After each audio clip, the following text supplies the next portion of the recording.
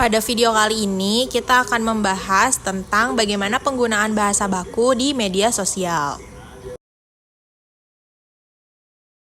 Dengan anggota kelompok, saya Hanisha Aurora dengan NIM 51. Saya Melisa Maulida dengan NIM 56. Dan saya Amalia Puspitasari dengan NIM 61. Pendahuluan. Bahasa merupakan cerminan kepribadian seseorang, bahkan di dunia digital. Saat ini, media sosial menjadi sarana utama komunikasi masyarakat. Namun, seringkali bahasa yang digunakan di media sosial tidak sesuai dengan kaidah bahasa Indonesia yang baik dan benar. Padahal, cara kita menulis di dunia maya juga menggambarkan karakter, pendidikan, dan sikap kita terhadap bahasa nasional. Oleh karena itu, penting untuk memahami bagaimana bahasa baku sebaiknya digunakan di media sosial agar komunikasi tetap sopan dan efektif. Pengertian bahasa baku dan tidak baku. Bahasa baku adalah ragam bahasa yang sesuai dengan kaidah tata bahasa, ejaan, dan kosakata yang telah dibakukan dalam Kamus Besar Bahasa Indonesia atau KBBI dan Pedoman Umum Ejaan Bahasa Indonesia atau PUEBI. Bahasa ini digunakan dalam situasi resmi seperti penulisan akademik, surat menyurat, pidato, maupun publikasi formal. Bahasa tidak baku digunakan dalam percakapan sehari-hari atau konteks santai. Penggunaannya tidak salah, asalkan sesuai situasi. Namun, di media sosial yang bersifat publik, penggunaan bahasa baku lebih disarankan karena mencerminkan kemampuan berbahasa yang baik. Contoh bahasa baku. Saya tidak setuju dengan pendapat tersebut. Contoh tidak baku, aku nggak setuju sama pendapat itu. Pentingnya bahasa baku di media sosial. Yang pertama, untuk menunjukkan profesionalitas dan juga sopan santun. Penggunaan bahasa baku menunjukkan bahwa kita menghargai pembaca dan memiliki etika dalam berkomunikasi. Lalu yang kedua, menghindari kesalahpahaman. Bahasa tidak baku sering memiliki makna ganda atau berbeda di setiap daerah, sehingga bisa menimbulkan salah tafsir.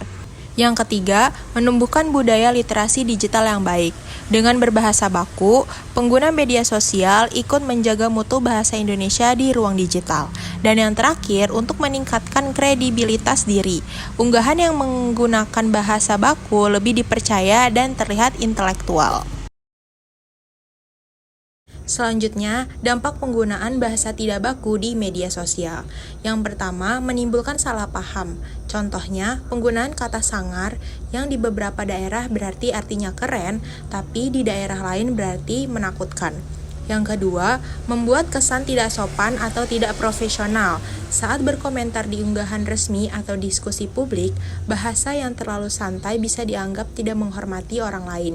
Dan yang terakhir, menurunkan kejelasan pesan. Penggunaan singkatan atau ejaan yang berlebihan seperti GMN, BGT, BSK dapat membingungkan pembaca. Nah, sekarang gimana sih cara membiasakan bahasa baku di sosial media? Yang pertama, biasakan menulis dengan ejaan yang benar, seperti gunakan huruf kapital, tanda baca, dan struktur kalimat yang tepat. Yang kedua, periksa kembali tulisan sebelum diunggah, pastikan tidak ada kesalahan pengetikan atau ejaan. Yang ketiga, gunakan pemeriksaan ejaan otomatis. Sekarang, banyak platform dan perangkat yang menyediakan fitur koreksi otomatis untuk membantu pengguna menulis dengan benar. Yang keempat, gunakan emoji dengan bijak. Emoji boleh digunakan, tetapi jangan sampai menggantikan kata atau membuat pesan menjadi ambigu. Yang kelima, ikuti akun edukatif bahasa. Misalnya, akun resmi Badan Bahasa, KBBI Daring, dan lain-lain.